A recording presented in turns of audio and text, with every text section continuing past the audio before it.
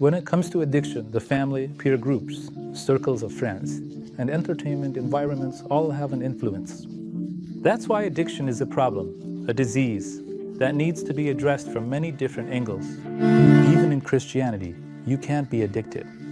In other words, being addicted to anything other than God is not considered healthy. So, it's not something that's approved of or desired. Maybe they allow drinking, but the concept of stewardship can be discussed with them. After all, this body, ours. It's not something we can use however we want or dominate as we please. In fact, our body is something that has been entrusted to us, just like Him. Just like we would protect something valuable.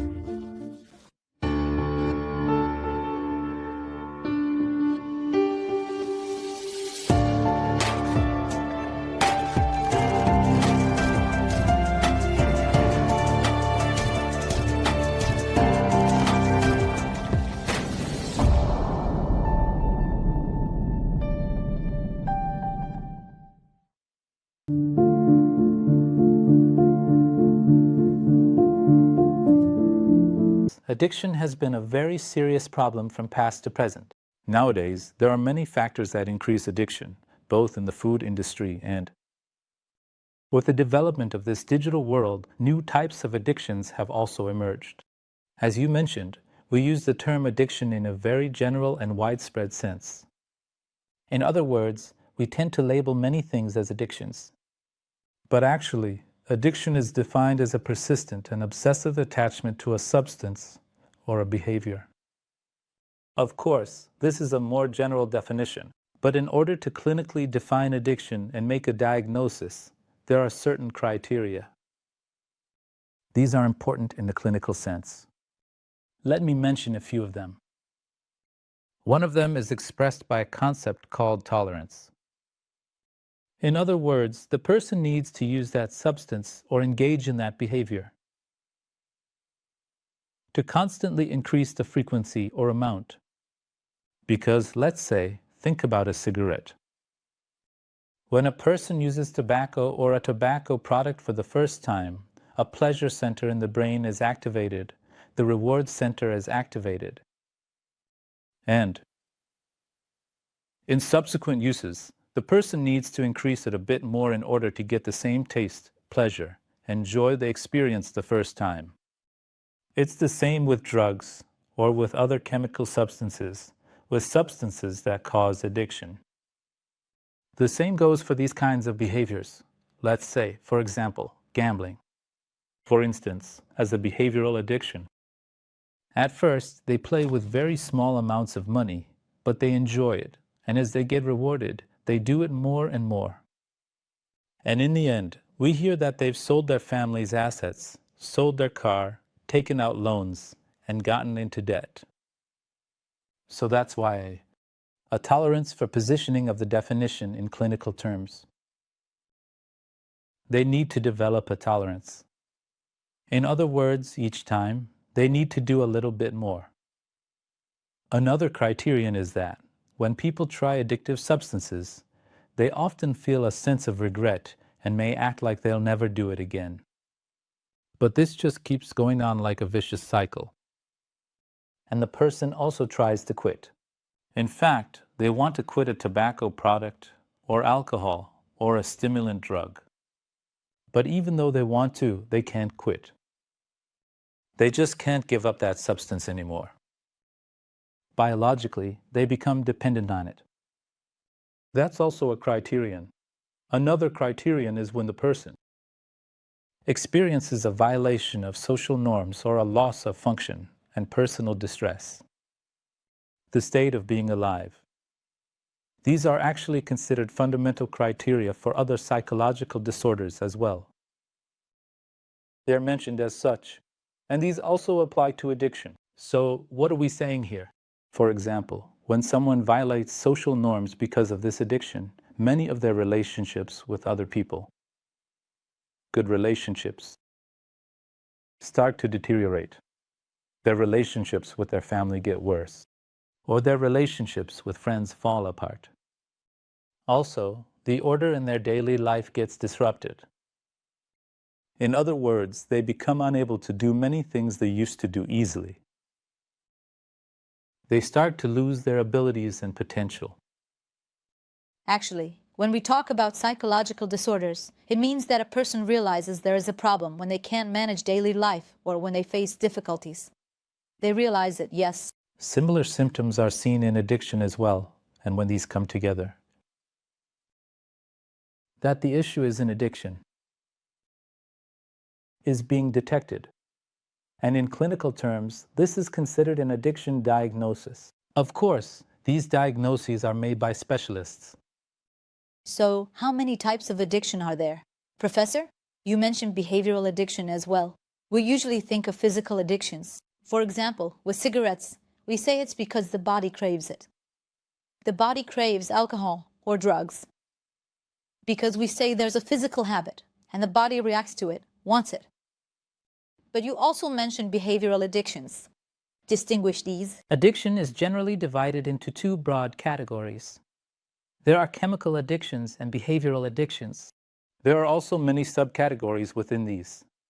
But for example, chemical addictions, tobacco and tobacco products are a type of addiction.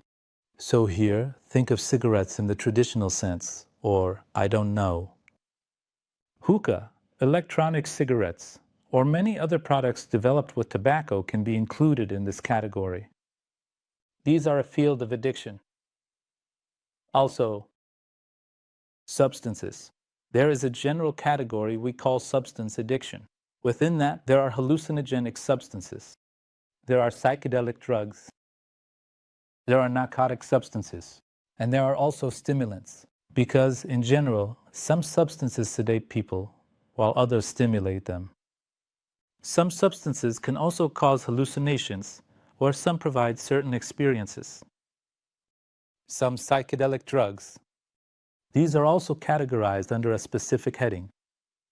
Another category includes alcoholic beverages and alcohol, which we can consider as a general category here. On the other hand, there are behavioral addictions.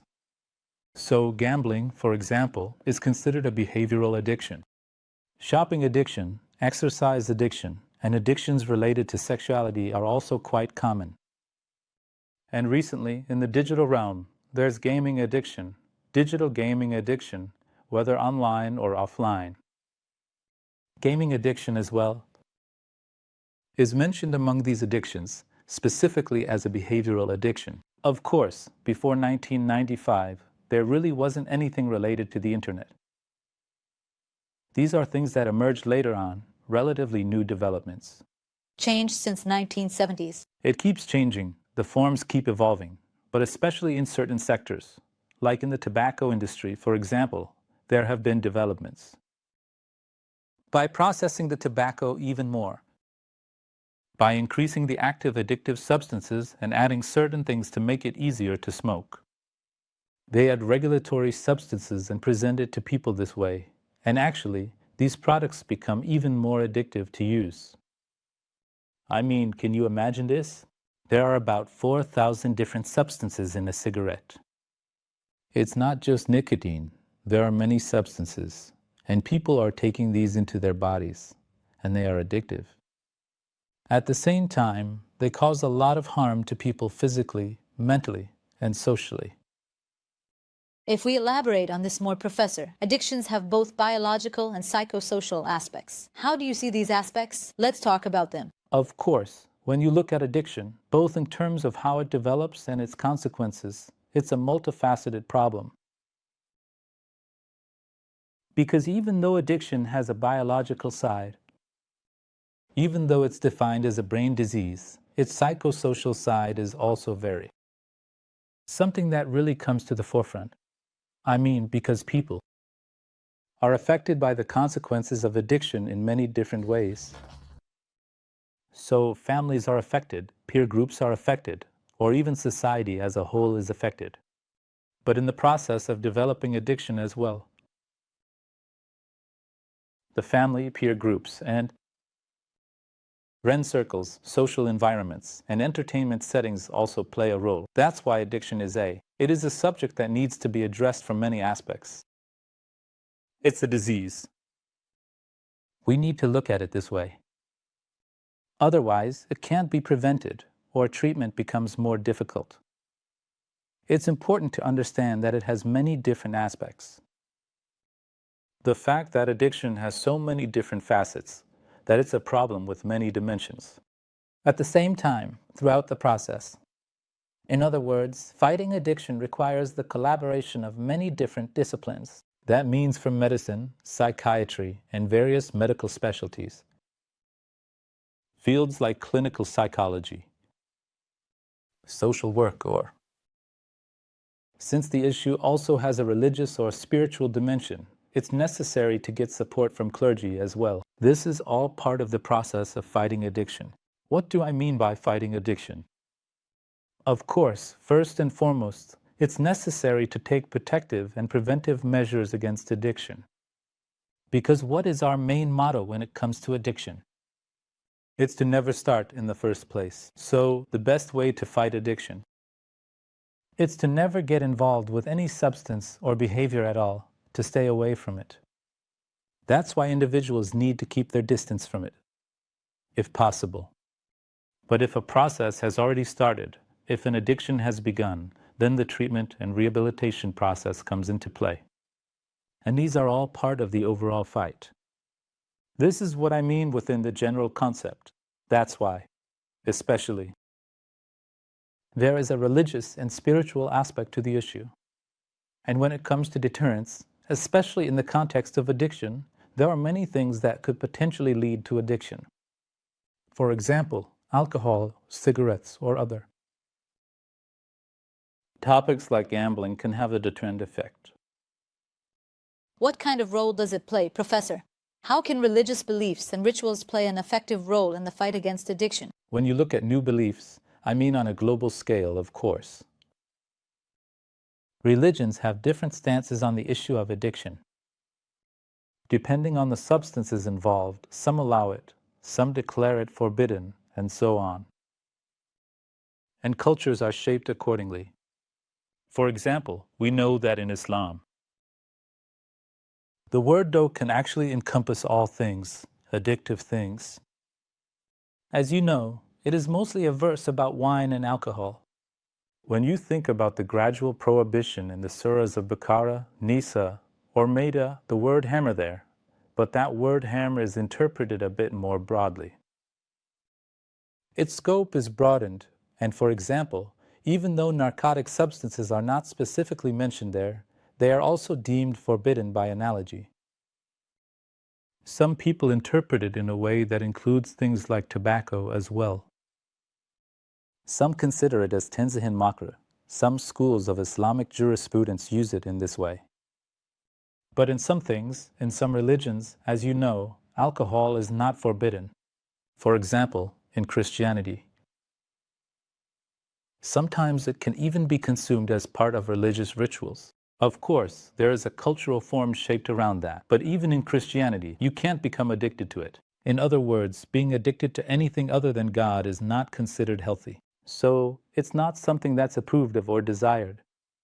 Maybe they permit drinking, but even for them, becoming addicted to it is not welcomed within that culture, within the religious tradition. That's why the perspectives of religions on this issue are important. In my opinion, they play a deterrent role for people. So you need to consider what it would be like if these influences didn't exist to understand the impact of this. In other words, you can only understand it when you remove their influence. What exactly that influence is. For example, think about the issue of gambling. It is explicitly prohibited because it is directly mentioned in the verses. Gambling and alcohol are treated this way. Of course, these have an effect on people, especially in terms of protection and prevention. But later on, when the issue turns into an illness, people definitely need support in this matter. In other words, when it comes to getting treatment, when it comes to recovery and rehabilitation as well, support can be provided. This is one aspect of the issue. But of course, if someone has already become addicted, religious and spiritual elements can also provide support during this process. Maybe we can talk about those as well. At the same time, religious beliefs can also bring concepts of crime and sin when it comes to addiction. Professor, how do you see these things? I mean, with their religious beliefs, people can associate addiction even more strongly with the perception of sin or crime. What kind of effect does this have? Well, let me put it this way. Generally, if people culturally, and if they know how religion views those addictive issues when they use them, some of them can experience feelings of guilt and sinfulness. And sometimes it's necessary to discuss the issue within that framework. And when you look at the systems that address this issue in this context, the first thing that usually comes up is this topic of guilt. So where do we see this, for example? In the fight against addiction within the framework of self-help, there is this 12-step approach to alcoholics who are very effective. For instance, in this approach, the first step is a process we could call repentance. Like God, by becoming addicted, I have made a big mistake. And it starts with something we could call repentance or seeking forgiveness, beginning with a plea like "forgive me." This is within Christian culture. Of course, in different cultures. Each culture does this in accordance with its own religious beliefs. In our culture as well, when we turn this into a system, we start with repentance. Because the person needs to feel regret, and we can move forward based on that regret. And this can be considered a starting point. A process of repentance can be initiated, and an agreement can be made with the person, with the individual who is addicted. I mean, regarding quitting the addiction. A promise can be taken. Of course, this is a long process, because the person may quit, but they can relapse. They can experience relapses. That's why addiction is a long process. This needs to be understood as well, but at the very least, starting a process of repentance can be seen as a beginning. It can be discussed as the start of the process. Later on, for example, loyalty can be discussed. Because one of the most important issues in addiction is lying. They need to keep their word. Of course, they need to keep their word. In other words, in terms of honesty, they also need to avoid lying as much as possible. Because during the addiction process, a person may end up having to tell a lot of lies. And the biggest lie is the one they tell themselves. Like saying, I won't do it again, I won't use again. That's what they tell themselves. But this is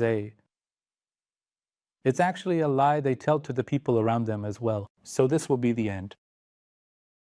They tell a lot of lies like, I won't repeat this again. That's why, for example, honesty and loyalty can be discussed.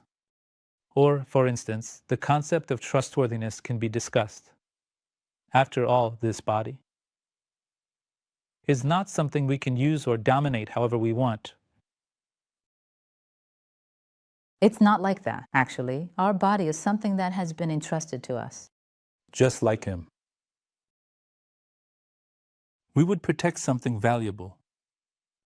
That's why the concept of trustworthiness can be discussed. For example, forgiveness, in the same way, can also be discussed as a process from a religious and spiritual perspective. Because generally, during the addiction process, sometimes people can't forgive themselves, can't forgive others. There are things and people they're angry or upset with. This can be discussed during this process. Later on, for example, altruism can be discussed as the final stage. Because in order to completely overcome addiction, a person actually needs to change their overall philosophy of life. In other words, setting a new purpose or goal that will help them reorganize their life and making a comprehensive change in their life can be very effective. In that other sorrowful process, in that stage, if the person is able to successfully complete it and overcome this, they need to reach a point where they can also help others. So, for example, how did they manage to overcome it themselves during that process? And by sharing that story with others, by supporting others through their own process, they can both turn their own journey into a process of maturity and help others get through this as well. They can contribute to that. So these, for example, think about these things. When we consider them under these 3 or 5 main points, all of them are actually a spiritual journey. And within this spiritual journey, the individual, of course, in addition to biological and psychological treatment, this spiritual process can be followed and contribute to this addiction process. We can also evaluate the spiritual and religious aspect of the issue within this framework. So, to summarize, in the process of addiction, religious and spiritual perspectives primarily play a preventive and protective role. But at the same time, if an addiction process has already started, these religious and spiritual elements can also be used in the rehabilitation and treatment phases as a complementary and supportive element to the treatments provided by medical, biological, psychiatric, and clinical psychologists. Me. And in this spiritual journey, to show the person struggling with addiction that they are not alone, these things you mentioned. Of course, social support absolutely needs to be provided, because addiction is It is also defined as a family disease. So, what kind of advice would you give to families? Actually, you've already given a few suggestions, like talking. But what kind of role do families have? What responsibilities do they have? As I said, addiction is also considered a family disease. Because in the process of developing an addiction, or in preventing it, families have important roles to play. So, developing good relationships, especially healthy relationships with children and young people, can have a protective effect. At the same time, if an addiction process has already started, families can also be involved in supporting treatment and rehabilitation during that process, and they can provide social support. But of course, more specifically, not in general, but for example, what can be done about technology addiction? What can families do? When you think about it, especially for children and young people, they need to be educated about regular and conscious internet use, and children need to be supported in these areas. Especially for children of certain ages, under no circumstances should they. It should not be exposed to the screen. For example, when it comes to ages 0 to 3, this is an absolute rule. But after that, this process can be supported in a more controlled way by monitoring both the content and the duration. As you know, Yesele is a source of pride for our country and is an institution with a 104-year history. In this regard, you can call Yesele's counseling hotline. If families are experiencing problems with these issues, they can visit the website, which offers very detailed and comprehensive information, as well as practical and solution-oriented advice for families. There is also a lot of serious content provided on these topics. And at the same time, God forbid, if someone is struggling with an addiction problem, they can also apply to Yesele counseling centers. Here, free counseling services are provided. These resources can be supportive on these issues. Of course, families also have responsibilities in these matters. In addition to past problems, nowadays, some issues related to the internet are starting to emerge. For example, in the past, there was the classic gambling problem, but now there's the problem of online gambling, the problem of online betting, the problem of pornography, or even the issue of buying and selling substances over the internet. On these issues too, families need to become informed about these topics. For example, they can read publications from Yesele on these subjects. There's even a book called Digital Parenting, for instance.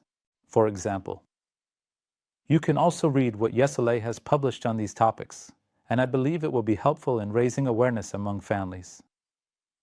Thank you very much, Professor. You've shared very important insights and suggestions on a difficult topic like addiction. Thank you. Thank you. Dear viewers, we talked about the relationship between addiction and religion. today. See you in the next episode. Goodbye.